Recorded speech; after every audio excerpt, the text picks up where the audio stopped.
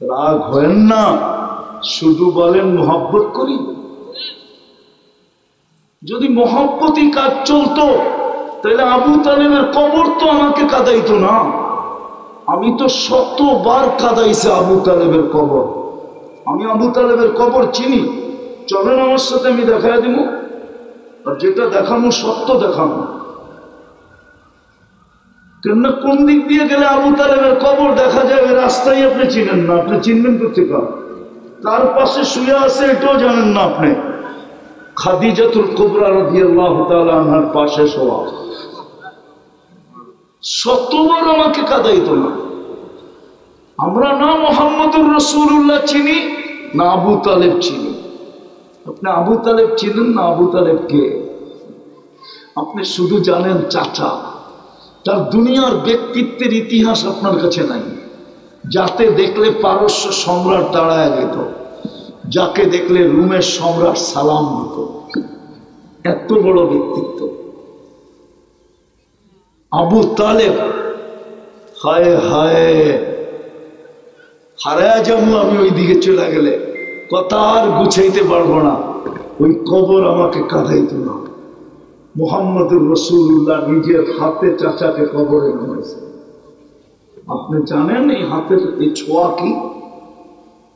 হায়, পিঠের ছোঁয়া পাই যদি, সামান্য কয়েকদিনের পিঠের ছোঁয়ায় যদি খেজুর গাছ জান্নাতে যাওয়ার অধিকারী হইতে পারে, তো আবু তালেব তো 44 বছর বুকে রেখা পাচ্ছে। 6 বছর 6 মাস বয়সের থেকে নিয়া 50 বছর 6 মাস 10 দিন, যেদিন আল্লাহ রসুলের বয়স, ওই দিন আবু তালেব দুনিয়ার থেকে বিদায় নিয়েছে।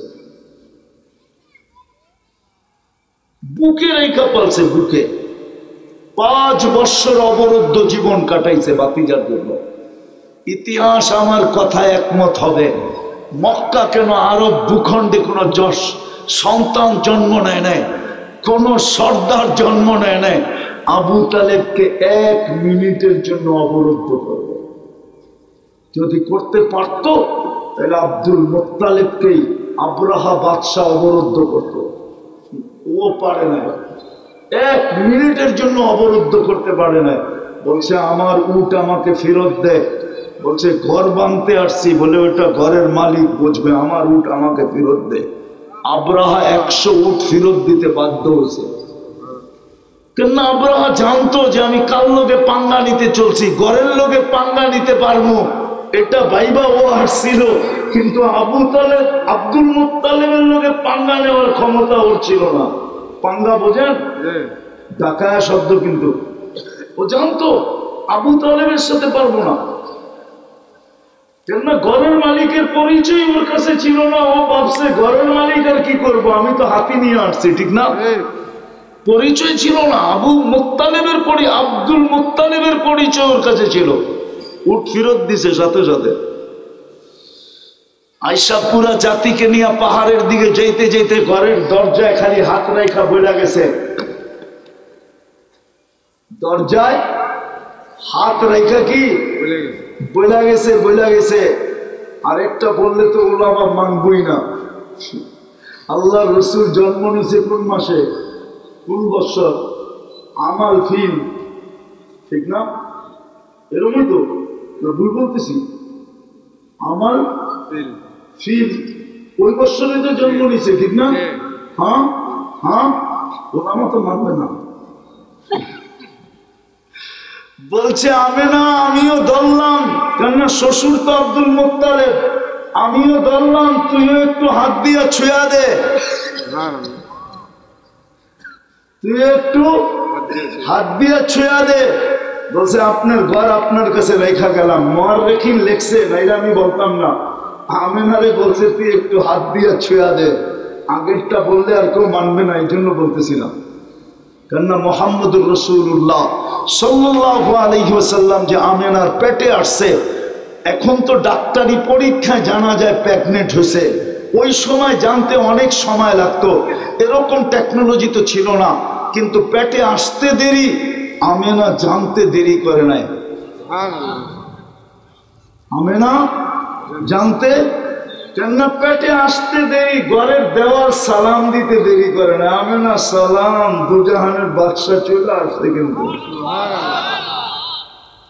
বালুর কণা সালাম দিতে দেরি করে নাই। বাহিরে যাওয়ার পরে মেঘ ছুটা এসে সালাম দিতে দেরি করে নাই। আবু জাহানের বাদশা চলে আসছে। আমি না তো যেটা বুঝাইতেছিলাম, ওই নবীর উম্মত আপনি, কপাল আপনার কত বড়। আমি বুঝাইতে গেলে আমাদের সমাজ আসলে সত্য এটা, আমরা এগুলা নিয়ে চর্চা করি না তো, এই জন্য আমি বুঝাইতে গেলে আপনাদের বুঝে আসবে না যে আপনি কত বড় কপাল। কিন্তু আফসোস, সুখী তো হইতে চাই, নবীর আদর্শে তো আদর্শবান হইতে চাই না। বলি মোহাব্বত করি, দেখাইতেছিলাম আবু তালেবের চেয়ে বেশি, আবু তালেবের চেয়ে বেশি। যতদিন কণ্ঠনালীর থেকে রু আবু তালেবের বাহির হয়ে না গেছে, ওই মুহূর্ত পর্যন্ত আরব ভূখণ্ড মক্কা কোন ব্যক্তির সাহস হয় নাই আল্লাহর রসুলকে শারীরিক ভাবে একটা চিমটি দিয়া কষ্ট দিবে। চিমটি, পাথরের একটা কণা দিয়া কষ্ট দিবে।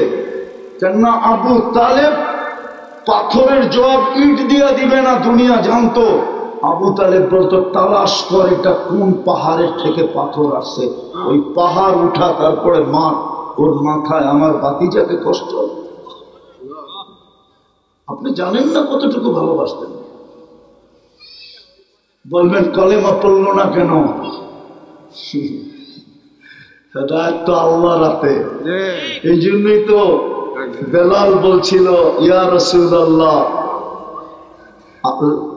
ইয়া রাসূলুল্লাহ ওয়ালিল্লাহিল হামদ ইয়া রাসূলুল্লাহ। তো বলতেছে, বেলাল এই কথা কেন বললা? ইয়া রাসূলুল্লাহ, আল্লাহর প্রশংসা আদায় করতেছি।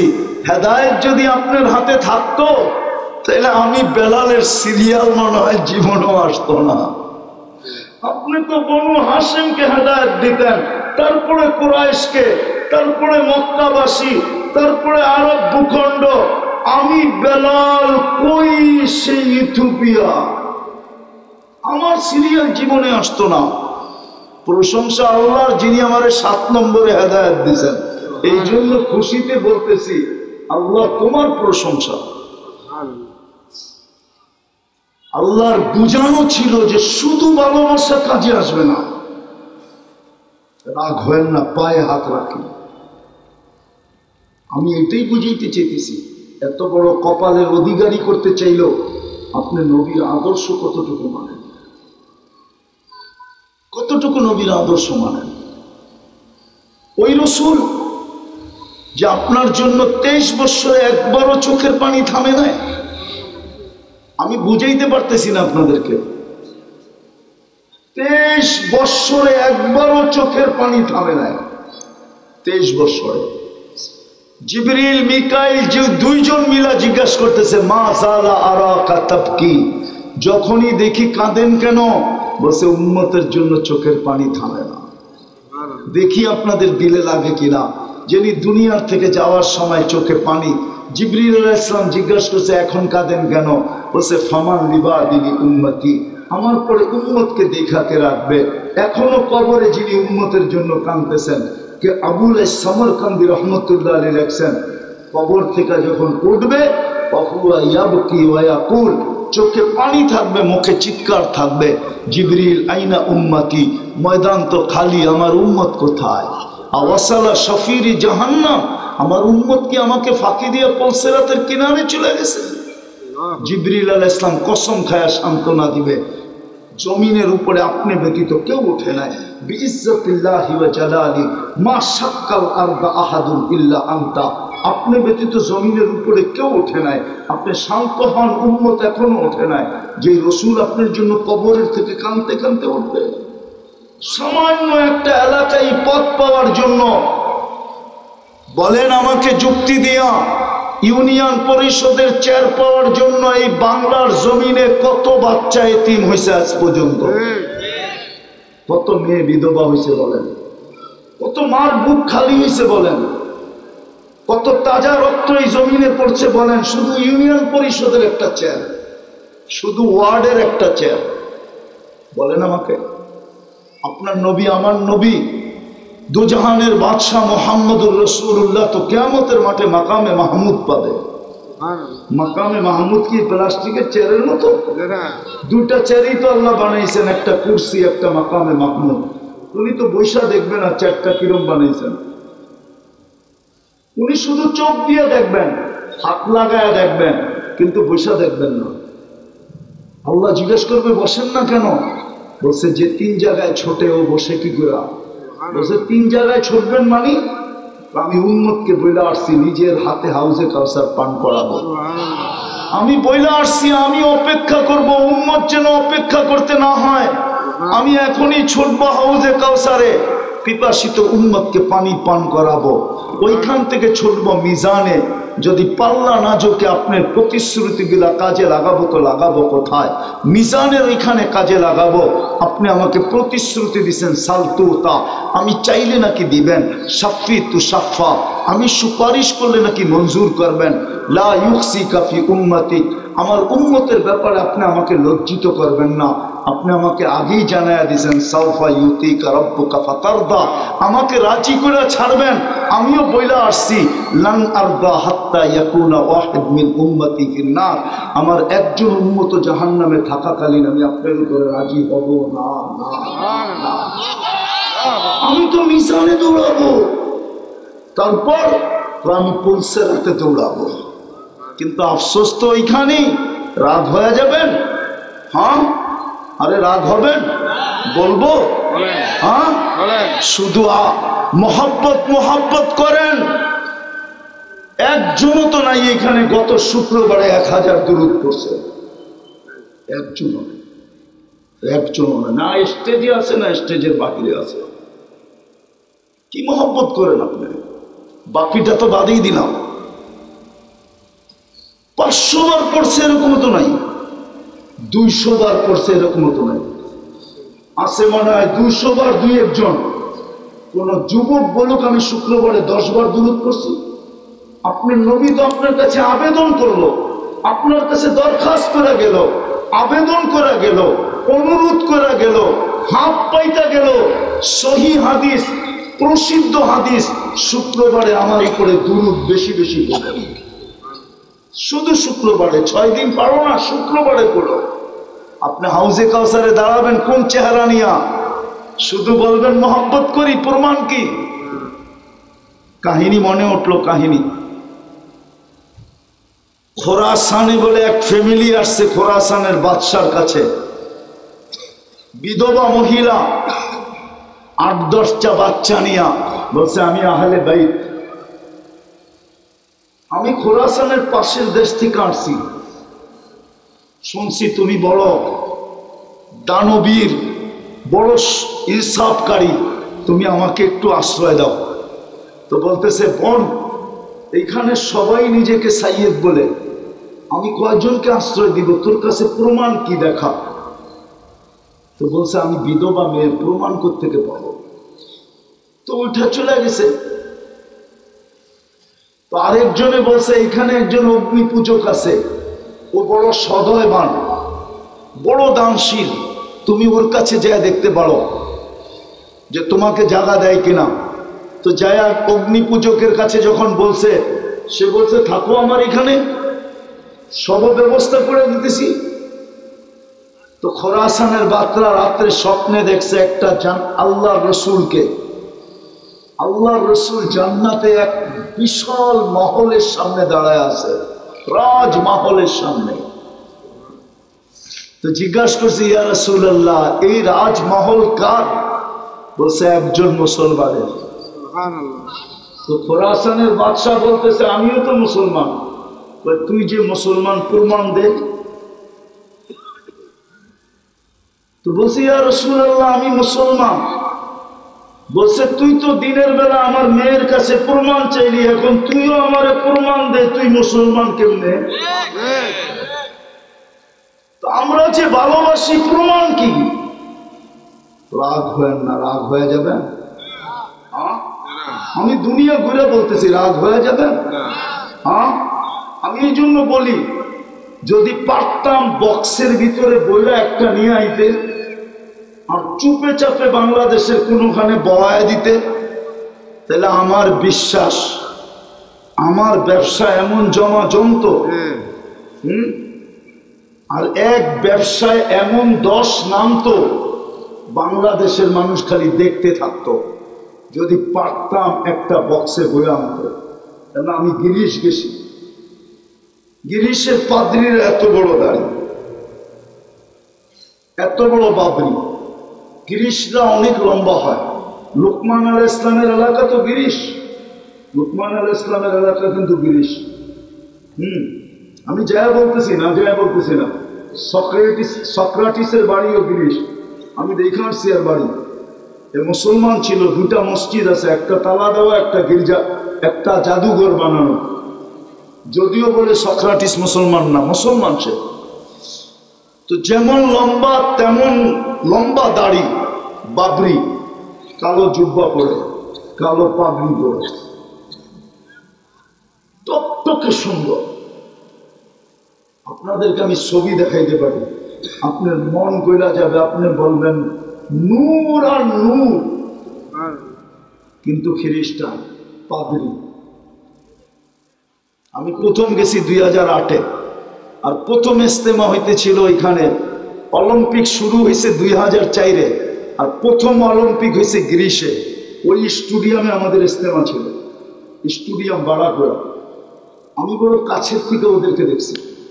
এই জন্য পোপ সারা দুনিয়ায় যেতে পারে, গ্রিসে যেতে পারে না।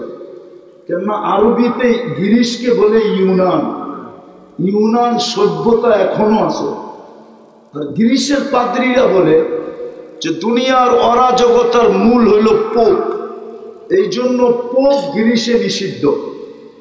আজ পর্যন্ত কেউ দেখাইতে পারবে না যে পোপ গ্রিসে গেছে, তার গ্রিসে ঢুকা নিষিদ্ধ। তো বলতেছিলাম মেরে দোস্ত, শুধু ভালোবাসা, শুধু ভালোবাসা। আপনি প্রমাণ দিবেন কি দিয়া? আদর্শ ছাড়া। তো যেটা বুঝাইতেছিলাম, মুসলমান ছাপ নাই, কোরআন দিল চুমা নাই, কপাল খুলে দিলেন নবীর উম্মত বানায়া, তারপরেও নবীর আদর্শ নাই। তা আপনি সুখে থাকেন কি করে? আপনি মাথায় পিস্তল নিয়ে গুলি করবেন না তো কে করবে? আপনি রশি দিয়া ঘরে ঝুলবেন না তো কে ঝুলবে? আপনার দেশে হিরোইন বিক্রি হবে না তো কোন দেশে বিক্রি হবে? আপনার দেশের যুবকরা বাবা খাবে না তো কোন দেশের যুবকরা বাবা খাবে? আপনার দেশে ডাল খাবে না তো খাবে কি? আপনি আমাকে বুঝান। পেরেশান দেখি তো আত্মহত্যা করে, ঠিক না? পেরেশান দেখি তো বাবার মুরিদ হয়, ঠিক না? বাবার মুরিদ বোঝেন? ইয়া বাহা ইয়া বাহা। নইলে আপনার সমাজের যুবকরা ডাল খাবে কেন? নবীর আদর্শ থাকলে তো ডাইলের দরকার হয় না। নবীর আদর্শ থাকলে তো ইয়া বাহার দরকার হয় না। নবীর আদর্শ থাকলে তো কিছুরই দরকার হয় না। নবীর আদর্শ থাকলে ঘরে আসবাবেরও দরকার হয় না। আপনি একটা দেখান, আজ পর্যন্ত কোনো রাইটিং, কোন রাইটারের একটা লেখা আপনি আমাকে দেখান দুনিয়ার কোন ভাষায় যে কোনো কলম লিখতে পারছে সাহাবা সুখী ছিল না। কোন রাইটারের কলম থেকে বেরিয়েছে কিনা? হ্যাঁ, ওরা বলবে অশিক্ষিত ছিল মানি, ক্ষুধার্ত ছিল মানি, কাপড় ছিল না মানি, জুতা ছিল না মানি, ঘর ছিল না মানি, দারিদ্র থেকে দারিদ্রতম ছিল মানি, কিন্তু অসুখী ছিল কেউ লিখতে পারবে না। অশিক্ষিত, হ্যাঁ, এই ধারণায় যে আমাদের জেনারেল শিক্ষায় ওনারা কি ছিল না? শিক্ষিত। জেনারেলের অর্থ কি? কি আপনি আমার গৌরব করেন কি করে? পিএইচডি করে, ওটাও তো জেনারেল, ঠিক না? হ্যাঁ, সাহাবা জেনারেল, সাধারণ শিক্ষায় শিক্ষিত হবে কেন? ওনারা অসাধারণ শিক্ষায় শিক্ষিত ছিল। হৃদয়ে অগ্নিগিরিকে ইশারায় আবদ্ধ করতে পারত, টোকা দিয়া ভূমিকম্প দূরভূত করতে পারত, ডাইকা ম্যাগের থেকে বৃষ্টি নামাইতে পারত, পুরান চাকরিকে ঘুরায়া আটা বাহির করতে পারত, যেখানে পানি উঠান না ওইখান থেকে পানি উঠাইতে পারত, ইশারা দিয়া ম্যাগ সূর্যকে থামাইতে পারত, সমুদ্রের উপরে ঘোড়া চালাইতে পারত, সিংহকে ডাইকা কানে ধরে থাপ্পড় মারতে পারত, সিংহকে ডাইকা উম্মে হারাম বলতো। আমাকে লোকালয়ে পৌঁছায় দেয়, কয় পিঠে ওঠেন, তো উম্মে আমি চোখে দেখে আসছি, এগুলা যেটা বলছি এগুলো সব আমার চোখে দেখা, ওই জায়গা আমি দেখে আসছি, না দেখলে এতটুকু আমার ভিতরে আঘাত করতো না। উম্মে হারাম সিংহের পিঠে চড়ে লোকালয়ে যেতেছে, ওই জায়গা আমি দেখে আসছি, যেই জঙ্গলে উনি সিংহকে ডাইকা লোকালয়ে গেছেন, টিউনেশিয়ার ওই জঙ্গল আমি দেখে আসছি। ওনারা অসাধারণ বিদ্যায় বিদ্বান ছিলেন। আপনি বলবেন তাইলে দুনিয়াটাকে উন্নত করে দেয়া গেল না কেন? ওনারা জানতেন 3 দিনের জীবন, এটাকে সাজাইলি কি লাভ। এই জন্য তো আমি বলি, আমি চিনি সিলেটে এক বাড়ি 450 কোটি টাকা দিয়ে বানাইছে, চিনি আমি, হয়তো 4 তারিখই যাওয়া হবে আমার, চিনি বিক্রমপুরে, সুন্দর সুন্দর বাড়ি, ঠিক না? আজ পর্যন্ত তো গুলশানের বাড়ির ভিতরে কোনো বাড়ির মালিককে কেউ কবর দিল না। কেন? সত্য তো এটাই, বানাবা তোমাকে বেশি দিন থাকতে দিব না, কামাবা তোমাকে বেশি খাইতে দিব না, জমাইবা তোমাকে পুরা ভোগ করতে দিব না, এটাই সত্য। এই জন্য সাহাবায়ে কেরাম এখানে নেন নাই, নাইলে আপনি প্রযুক্তি দিয়ে ওড়েন, সাহাবা প্রযুক্তি ছাড়া উঠতে পারতো, নাইলে সমুদ্রের উপরে ঘোড়া কি করে দৌড়াইতে পারলো? যান বাহরাইন দেখা আসেন, দাম্মামের এই পাশে বাহরাইনে এখনো চিহ্ন লাগা আছে, যেখান দিয়ে ওনারা সমুদ্র পার হয়েছেন ঘোড়া দৌড়ায়া। কয় কিলোমিটার? 27 কিলোমিটার। উকবা বিন নাফে যেখানে আটলান্টিকের ভিতরে, আমি 2 বার গেছি, আটলান্টিকের ভিতরে ঘোড়া নামায়া বলতেছে ওই পারে কোনো মানুষ আছে বল, আমি ঘোড়া দিয়ে পার হয়ে যাব। ওইখানেও 2টা মিনার বানানো আছে এখনো, জান আমি 2 বার দেখে আসছি। আর আমি ম্যাপ ফলায় দেখছি, নাক বরাবর নিউ ইয়র্ক। ওই সুখ দেওয়ার জন্যই তো আপনাকে মানুষ বানাইলো, সুখ দেওয়ার জন্যই তো আপনাকে মুসলমান বানাইলো, সুখ দেওয়ার জন্যই তো আপনাকে উম্মতে মুহাম্মদী বানাইলো, আপনাকে মানুষ বানাইলো। মানবতা কোথায় আপনার? মুসলমান বানাইলেন, ইসলামের ছাপ কোথায়? উম্মত বানায় এত বড় কপাল দিলেন, ওই নবীর আদর্শ কোথায়? আজকে তো আপনার আমার কাছে নবীর আদর্শ যতটুকু ঘৃণিত, যতটুকু দীক্ষিত, যতটুকু অবহেলিত, যতটুকু লাঞ্ছিত, যতটুকু বঞ্চিত, দুনিয়ার কারো কাছে তো না। আপনার কাছেই তো সবচেয়ে বেশি দীক্ষিত। তাহলে আপনি সুখে থাকেন তো থাকেন কি করে? এখন চিন্তা করেন, আপনি মরার পরে সুখ পাবেন তো পাবেন কি করে? শেষ কথা, কেননা কবরে যাওয়ার পরে প্রথম প্রশ্ন কি জানেন? কয়টা প্রশ্ন? 3টা আমিও মানি, কিন্তু মেইন প্রশ্ন একটা। কয়টা? ভালো মতে শুনেন, কিন্তু ভালো মতে। মেইন প্রশ্ন কয়টা? এটা ইমাম বুখারী লিখছে, আমি লিখি নাই। ইমাম মুসলিম লিখছে, আমি লিখি নাই। কিতাবুল জানায়েজে লিখছে। আমি 2 দিন আগেও পড়াইছি, আজকেও জোহরের পরে পড়াইছি ওই হাদিস।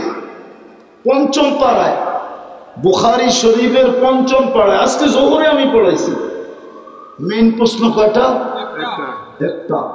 এটা পারলো তো বাকি 2টা ওকে হয়ে গেল, এটা পারলো না তো বাকি 2টা ওকে হইল না। 3টা আমি মানি, আবু দাউদ শরীফে আছে।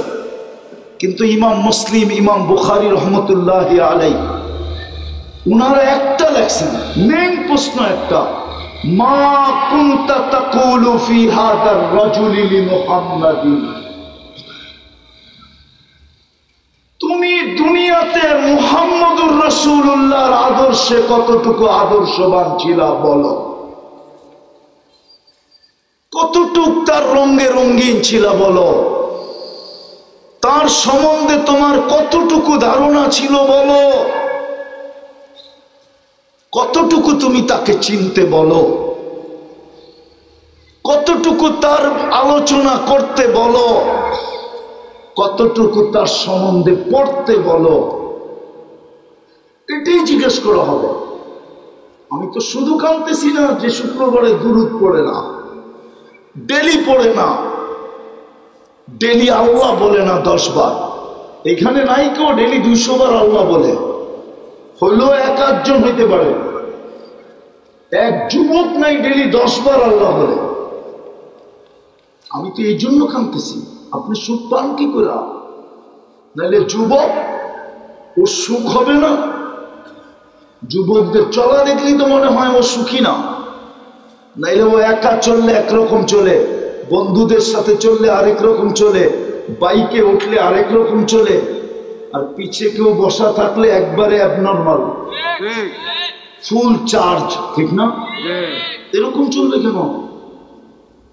আমার সমাজের মানুষগুলোকে, আমি যখন প্রথম অস্ট্রেলিয়ায় গেছি, প্রথম তো আমাকে যারা রিসিভ করতে আসছে, আমি বাহির হয়ে জিজ্ঞাসা করছি তোমাদের এখানে মানসিক রোগীর পার্সেন্টেজ কত?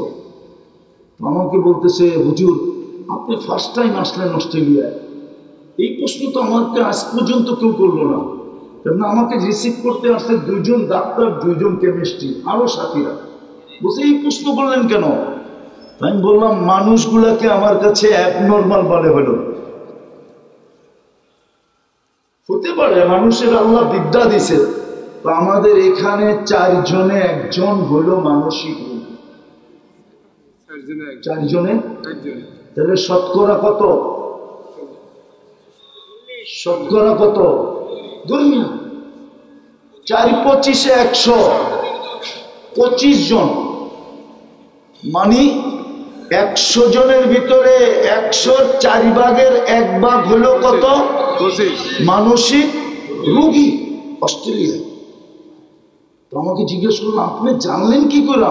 আমি তো ওদের ব্যবহার আমার কাছে অ্যাবনর্মাল মনে হলো, কেননা আমি 3টা এয়ারপোর্ট ক্রস করে আসছি, আর 3টা হলো দুনিয়ার ফার্স্ট এয়ারপোর্ট। তারপরে ওরা যে ব্যবহার করছে, এই ব্যবহার অ্যাবনর্মাল না হলে করতে পারে না, কেননা সব জায়গায় তো একই প্রযুক্তি, ঠিক না? 3টা এক ক্যাটাগরির দেশ, ঠিক না? তো ওদের প্রযুক্তিও তো এক, ঠিক না? ওর তো বাবা ছিল 3টা যখন ক্রস করে আসছে, তাইলে আমি ওকে সেলুট দিয়ে ছেড়ে দিই, ঠিক না? হ্যাঁ, মাথা যদি ঠিক থাকতো, ঠিক না?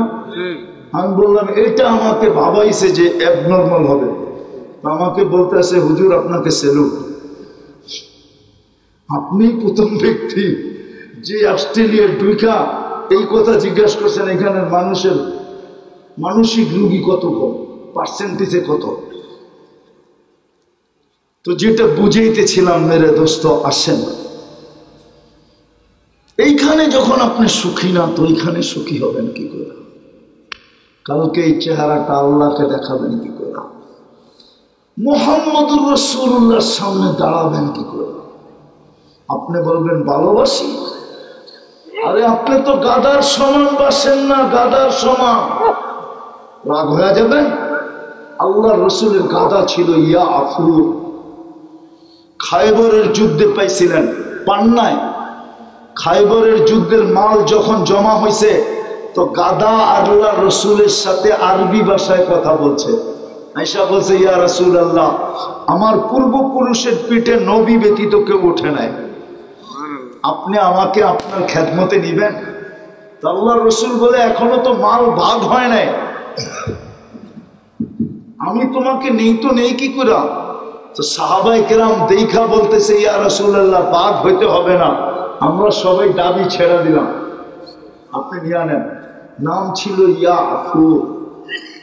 আল্লাহ রসুল মাঝে মাঝে পিঠে উঠতেন কখনো, কিন্তু বেশি কাজে লাগাইলেন দূতের কাজ।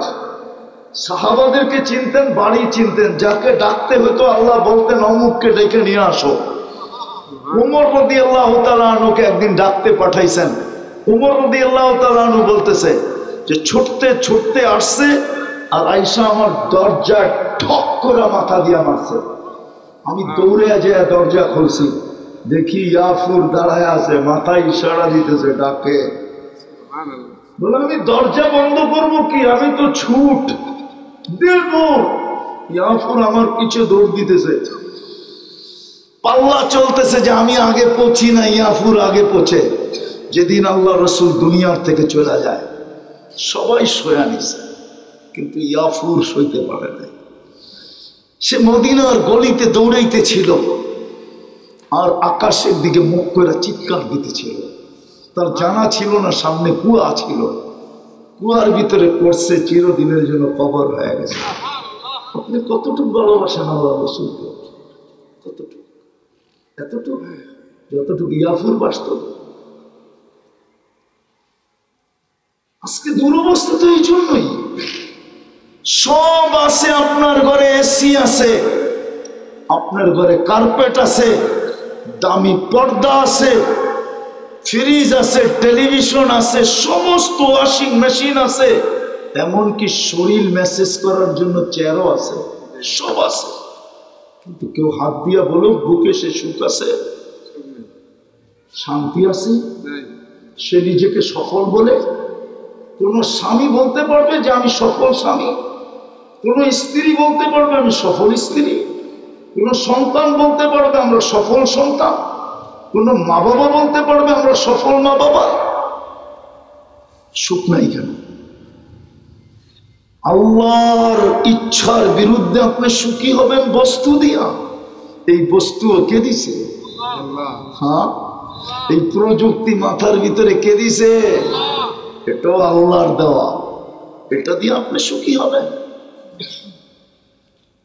এই জন্য আসেন তওবা করি, ইসলামের ছাপ লাগাই, নবীর আদর্শের উপরে উঠি, তাইলে সুখ পাবো। এইখানেও পাবো, ওইখানেও পাবো, এইখানেও সুখী হবে। দুই একটা দেখায় দিব। শাফি রহমতুল্লাহ সারাদিন পরিশ্রম করে আসতেন, সারাদিন পরিশ্রম। ওনার আব্বা ছিলেন না, রাত্রে ওনার প্রথম কাজ ছিল এশারের পরে আম্মার পায়ে তেল মালিশ করতেন আর পা টিপা টিপা আম্মাকে পড়াইতেন। আম্মা ঘুমায় গেলে ওনার রাত্র শুরু হতো। মাঝে মাঝে পায়ের তালু উঠে চুমা দিতেন। আম্মা বলতো আমার পায়ের তালুতে চুমা? শাফি তুমি হাসতেন আর বলতেন তোমার পায়ের তালুতে কে চুমা দেয়? আমি তো আমার জান্নাতে চুমা দিয়ে স্বাদ নিতেছি। মুসা আলাইহিস সালাম জিজ্ঞাসা করতেছেন আল্লাহ আমার জান্নাতের বন্ধুকে কয় কসাই। তা আমি যেরকম জিজ্ঞেসি আপনি এরকমই জবাব দিচ্ছেন, আমি কই কসাই কই? আল্লাহ কই সিদ্ধান্ত। আচ্ছা ঠিক আছে, অ্যাড্রেস দেন, যা দেখি কি আমল করে আমার সাথে জান্নাতের সঙ্গী হইল, বন্ধু হইল। তো যায়া দেখে হ্যাঁ কসাই গোস্ত বেচতেছে।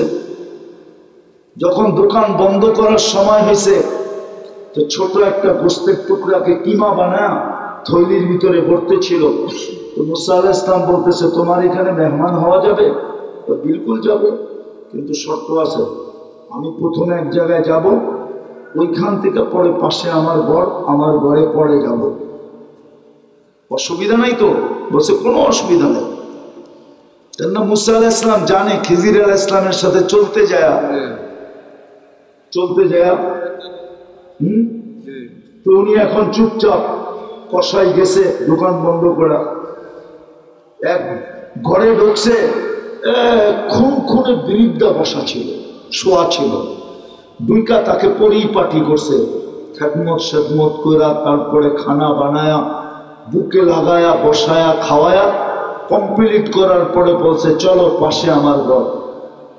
তো বলছে ভাই এই বিরিদ্ধা কে? এটা আমার মা। আচ্ছা তুমি সেবা যত্ন সব শেষ করার পরে জানি আম্মাকে যখন শোয়ায় দিলাম আম্মা জানি কি বললো?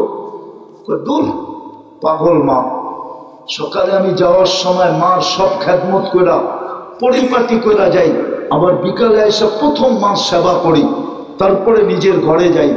আর যখনই সেবা শেষ করি তো পাগল মা তো হাত উঠায় বলে, আল্লাহ আমার ছেলেকে মুসার জান্নাতের সঙ্গী বানায় দিও।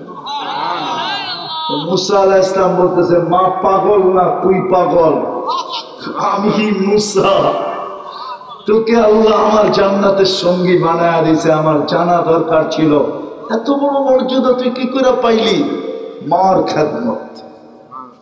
আজকালকার সন্তান তো মার গলায় পাড়া দেয়, মেয়েরা তো মাকে চাকরানি মনে করে, বড় বড় লম্বা লম্বা আওয়াজ করে। শুনাইলে তো অনেক শোনানো যায়, কিন্তু সময় তো হাতে নাই, নাইলে শুনাইলে 2-4-50টা কোরআন হাদিস বিভিন্ন জায়গার থেকে সত্য কাহিনী আপনাদেরকে শোনানো যায়। এটার নাম হলো সুখ, এটার নাম সুখ, এটার নাম হলো সুখ। স্বামী কিচ্ছু নিয়ে আসে নাই, অথচ 4 দিন ধরে ঘরে চুলা জ্বলে না।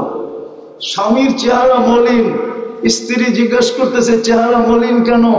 তো হাত দুটা খালি দেখা বোঝো না? শোনো, পাইলে শুকরিয়া আদায় করব, না পাইলে সবর করব। কোনো অবস্থায় তো আল্লাহ আমাদের সাথে, যাদের সাথে আল্লাহ থাকে তাদের চেহারা মলিন হওয়া স্বভাব হয়। তোমার চেহারা মলিন কেন? হাসো তো দরজা খুলবো, নাইলে খুলবো না বাইরে।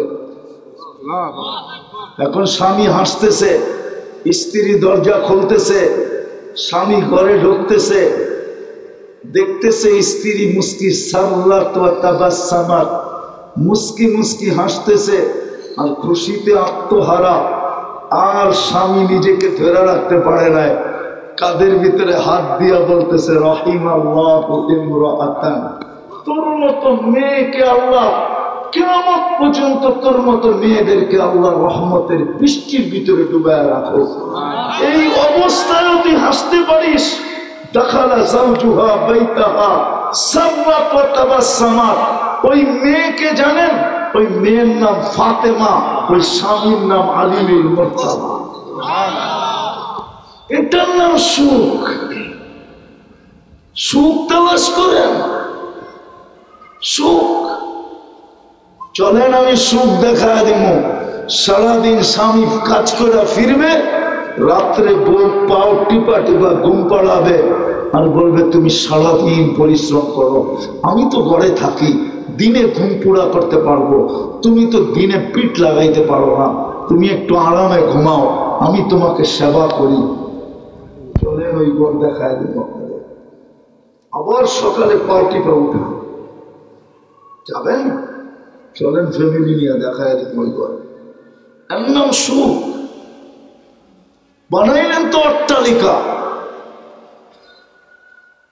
স্ত্রী তো স্বামীকে মনে করে হাজবেন্ড না সার্ভেন্ট, স্বামী তো স্ত্রীকে স্ত্রী মনে করে না, চাকরানি মনে করে।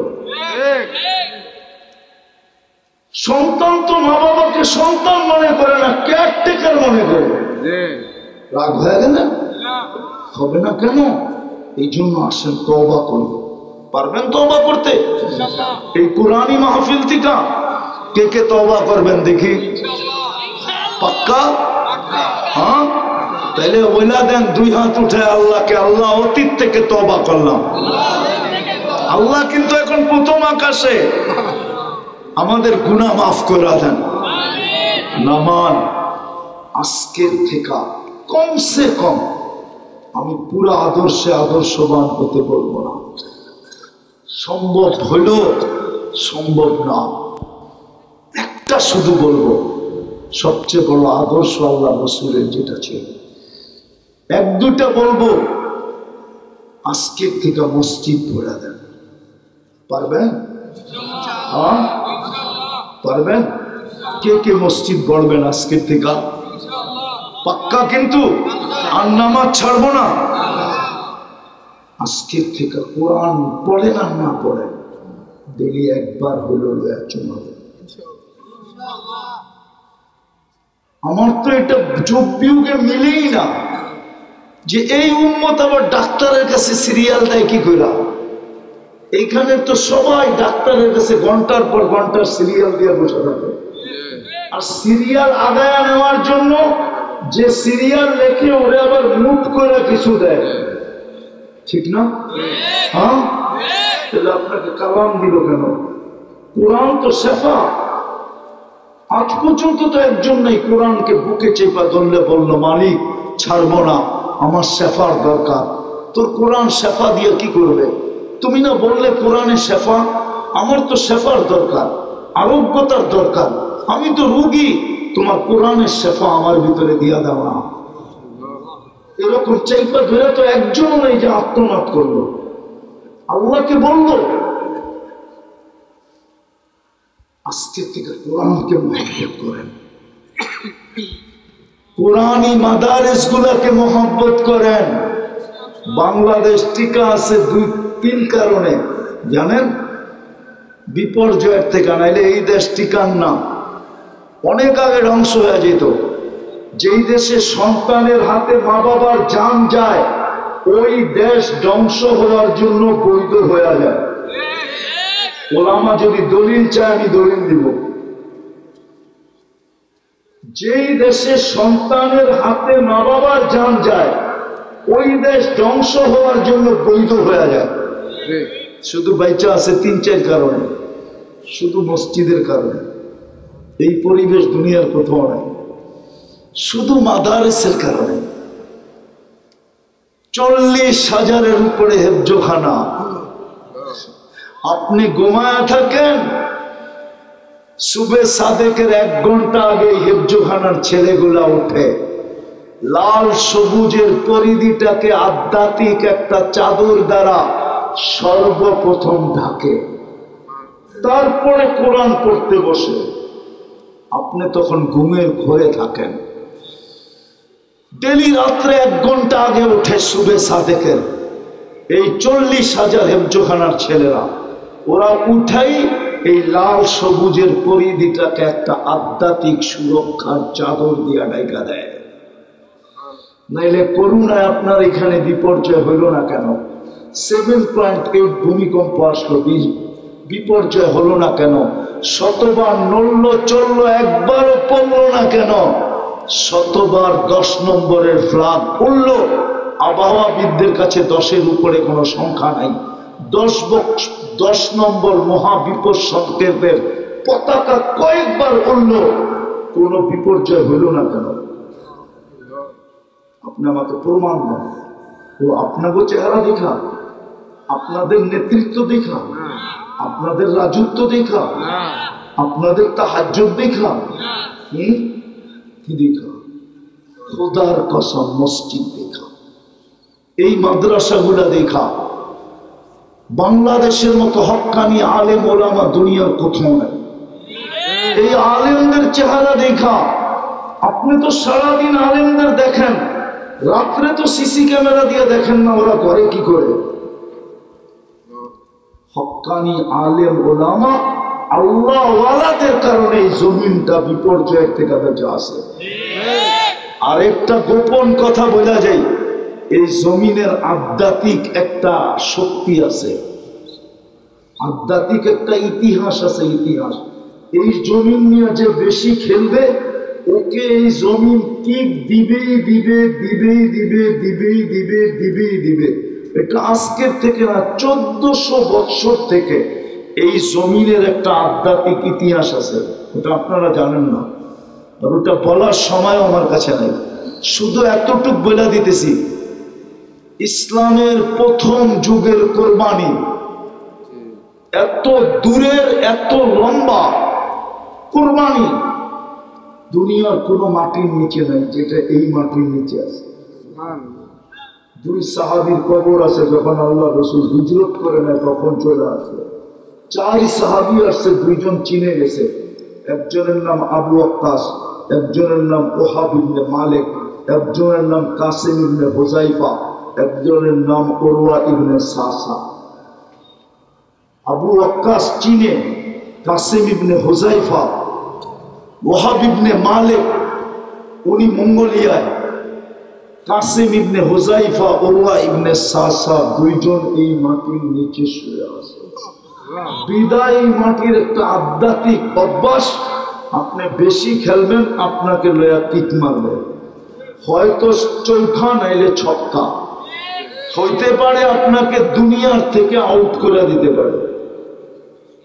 এই মাটি নিয়ে যদি আপনি বেশি খেলেন, এটা হলো এই মাটির আধ্যাত্মিক। এই জন্য আমি বিশ্বাস রাখি শুধু এই 3 কারণে এই জমিন বেঁচা আছে বিপর্যয়ের থেকে। চতুর্থ, আমি বিশ্বাস করি এই মাটি নিয়ে যদি কোনো পরাশ মহাশক্তিও খেলতে আসে তাহলে টুডে টুমরো ও আউট হবে, এতে কোনো সন্দেহ নাই। আমার নাই, আপনাদের থাকলে থাকতে পারে, কারণ আমার কাছে ইতিহাস আছে, আমি ইতিহাসের আলোকে দেখতেছি। আমার বিশ্বাস এলা কম সময় হোক বেশি সময় হোক, একদিন না একদিন জমিন ওকে কিক দিবেই দিবে, লাথি মারবেই মারবে, ওকে আউট করবেই করবে। এটা হলো এই জমিনের আধ্যাত্মিক কি ইতিহাস। এই জন্য মাদ্রাসা মসজিদ এগুলার সাথে সম্পর্ক রাখি। এহসান মনে করি, এহসান যে আপনার এলাকায় একটা হেফজোখানা আছে, এটা হেফজোখানা না, আপনার এলাকাকে সুরক্ষা দিতেছে। এই যে আব্দুল মতিন বুইয়া দারুস সুন্নাহ হুফাজুল কোরআন মাদ্রাসা, এই মাদ্রাসা আপনাকে সুরক্ষা দিতেছে। আপনি ভাবতেছেন আমি খরচ করব, আপনাকে সুরক্ষা দিলে আপনি করবেন না কেন? বলেন করবেন না কেন? আপনাকে তো এই মাদ্রাসা সুরক্ষা দিতেছে। রাত্র 3টার সময় ওটা ছেলেরা কোরআন পড়তেছে, আপনি জানেন না উপর থেকে আপনার এলাকায় কি নাজিল হইতেছে, আধ্যাত্মিক কোন জিনিস আসতেছে। ইনশাআল্লাহ এগুলোর খেয়াল রাখবো তো পাক্কা। আল্লাহ আমাদেরকে আমল করার তৌফিক দান করেন। ওমা আলাইনা ইল্লাল বালাগ।